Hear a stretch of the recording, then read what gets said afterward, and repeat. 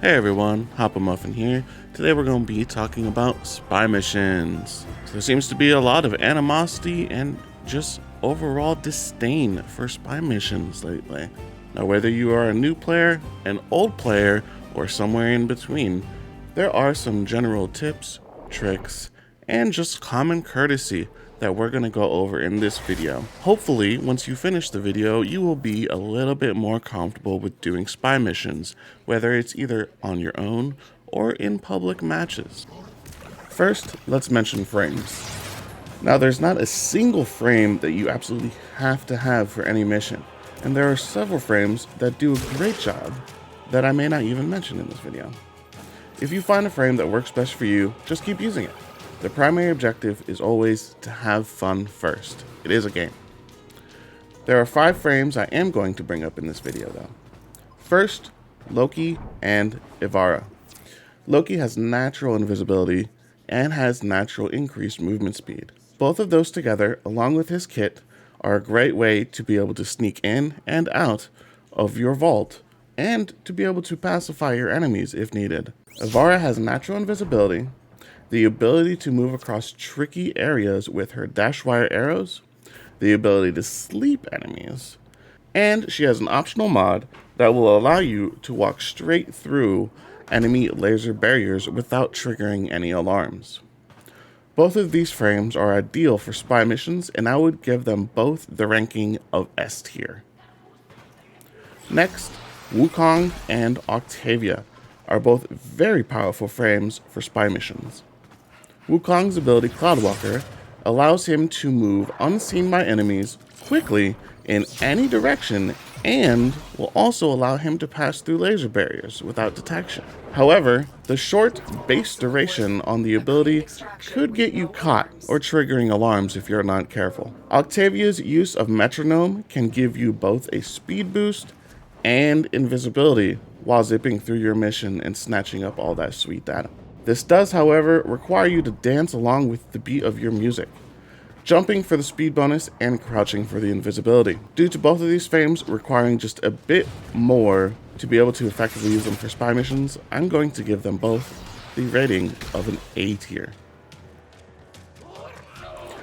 Lastly, my boy Gauss. Now being super fast is definitely nice, and his Mach Rush can run through perpendicular stationary laser beams. However, having too much of a good thing can sometimes be a bad thing. I find when people using Gauss zipping through a vault as fast as they possibly can, it usually leads to alarms being triggered on accident. Plus, Gauss doesn't have any natural invisibility. I would not say he's very optimal for spy missions, and I do love me some Gauss, but for spy missions, I am going to have to give him a C tier rating.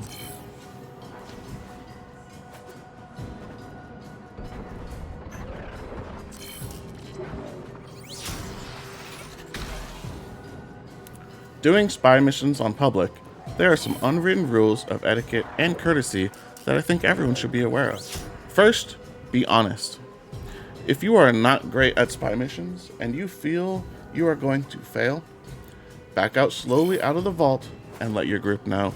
Communicate it with them. More often than not, people would rather carry you through a vault that is a little more difficult than risk losing an entire mission because you don't know what you're doing in it. Not saying it will never happen, but I have never seen someone be mean to another Tenno for asking for help. One Tenno for one vault. If someone has already entered the vault, do not go in after them. If you wish to sit at the entrance to watch and make sure that they do it correctly, that's fine. But nothing will make someone more upset than when they're in a 2 out of 3 Archon spy mission where someone else came in the vault after them, triggered the alarms, and failed the mission when they were already halfway through the vault. Now, if an alarm has already triggered and the data destruction has already begun, it's free game. Whoever gets to that terminal first and hacks it, wins. Do not rush others. If someone is in the vault, commenting in chat about how they are slow or how you would do it differently, or just being generally nasty, does not help anyone. Let's be kind to our other Tennos. Tips and tricks. Besides just knowing what to do, there are a couple things you can do to help increase your chances or just give you more time to be able to solve the spy mission puzzles. First, I want to go over Parazon mods. You can attach 3 mods onto your Parazon at any time. Now, there are quite a few, but I would recommend the following 3 if you're able to get your hands on them. First one, Untraceable, which will grant you 15 seconds of invisibility after each successful hack. The second one, Auto Breach. This mod will give you a 30% chance to automatically succeed any hack. You go up to the panel, you touch it, it unlocks, and you're done. The third one I'm going to recommend is Intruder. This mod gives you an extra 8 seconds to each hack that you do. If you don't have any or are unable to use ciphers during the mission, this will just give you an extra 8 seconds for every single time you have to do a hack. This brings me to my next tip, ciphers.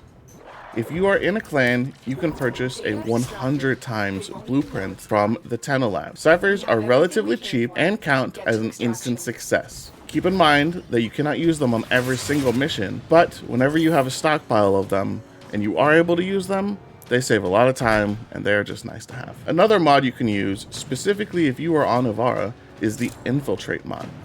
This is the mod that I had mentioned earlier that will allow Avara to walk right through the laser barriers while in Prowl without being detected. It also grants her Prowl a much needed 25% movement increase. You can purchase this mod from Cephalon Suda or the Perrin sequence. If you have access to the Helmuth system already, Perspicacity is one of the greatest abilities you can put onto your frame to help you with a spy mission.